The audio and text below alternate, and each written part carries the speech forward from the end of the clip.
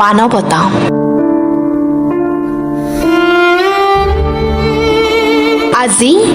আজি মানৱ জাতি হৈ পৰিছে এক অধম জাতি।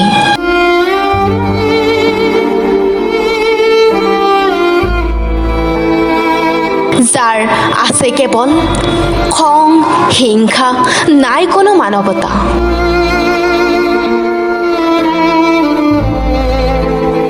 ঘৰৰ পৰা বাহিৰলৈ ওলালে এটাই মাথো ভয়, কোন পিশাচৰ বলি হ'ম মই।